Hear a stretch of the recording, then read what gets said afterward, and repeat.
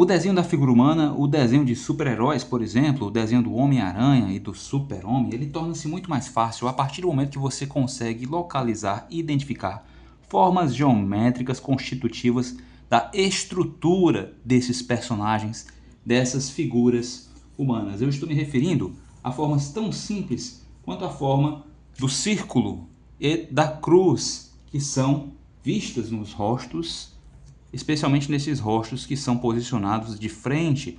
Se você observa um rosto como esse, você pode facilmente identificar um círculo abrangendo toda essa região superior da face, indo até algo muito próximo do topo da cabeça, passando por essa região do lábio inferior.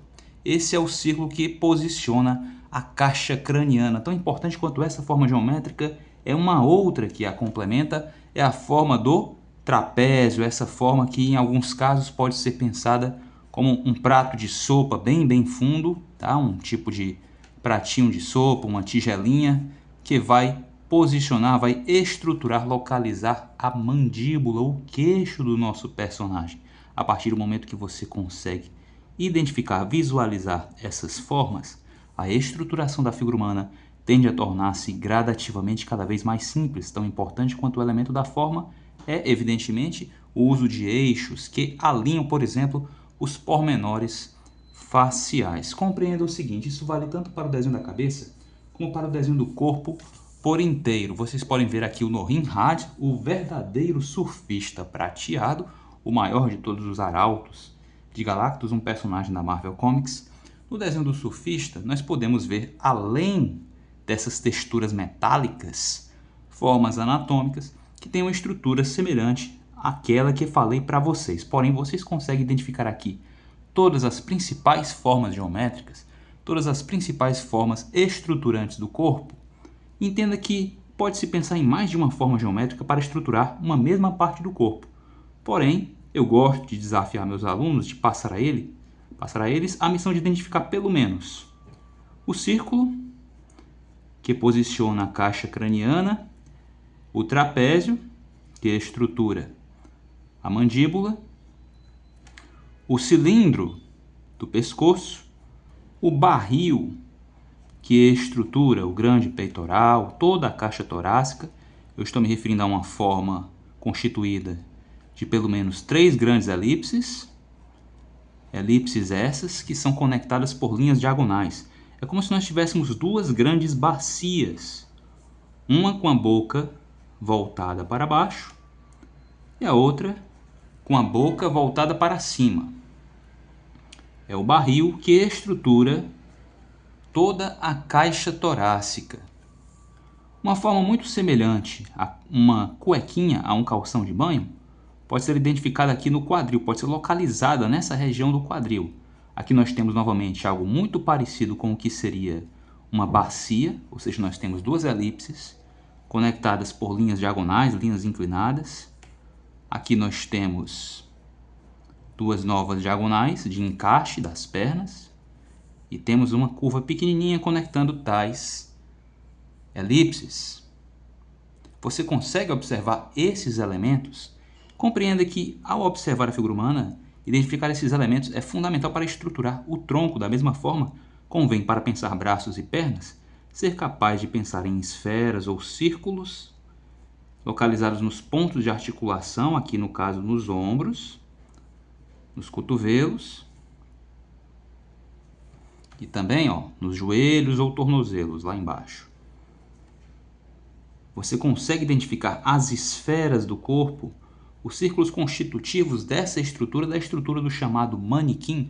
O manequim é isso, uma redução da figura humana a sólidos geométricos simples. A partir do momento que você se torna capaz de observar e logo identificar, localizar essas formas, o desenho tende a se tornar mais fácil. Evidentemente, você deve ser capaz de traçá-las. Isso vem com a prática.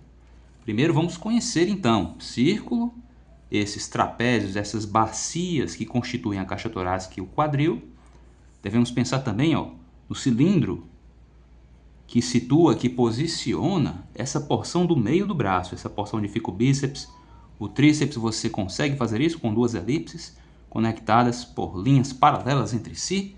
Por fim, eu quero falar a vocês sobre o copo. Sim, uma estrutura muito semelhante a um copo, uma estrutura cônico-cilíndrica, que seria um cilindro não fosse a diferença de largura entre o topo e a base. Nós temos algo muito parecido com isso aqui, ó. Esse grande copo de beber refrigerante. Nós temos essa forma aqui no antebraço, na coxa e nessa região inferior da perna, onde ficam as populares canelas, tá? Onde fica o osso da tíbia. Você consegue observar esse copo? Esses copos são o nosso próximo desafio, com elipses de larguras diferentes, conectadas por linhas diagonais. Nós vamos situar esses copos onde nos interessa. Como eu disse, no antebraço, na coxa existe o maior de todos eles, esse grande copo que estrutura a porção superior da perna.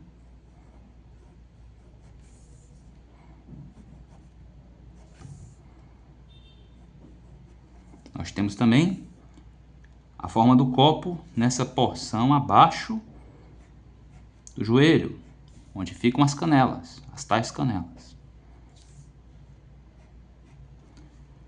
Por fim, para os dedos, podemos a princípio usar eixos que logo se converterão em cilindros.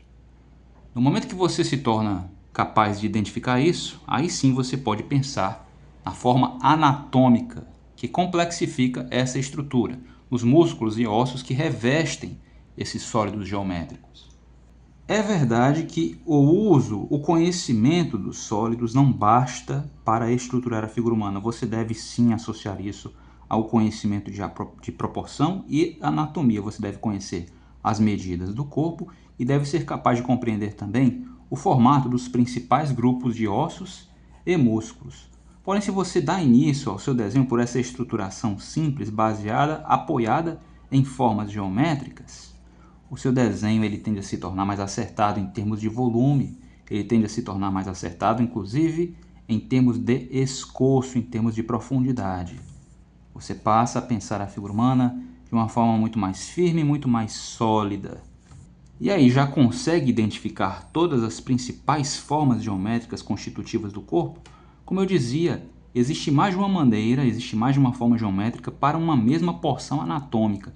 Isso pode variar de um artista para outro, de um método para outro.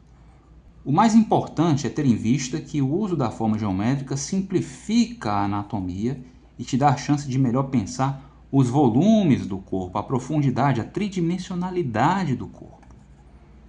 Uma vez feito isso aqui, você suaviza o esboço e aí sim você começa a revesti-lo com ossos e músculos.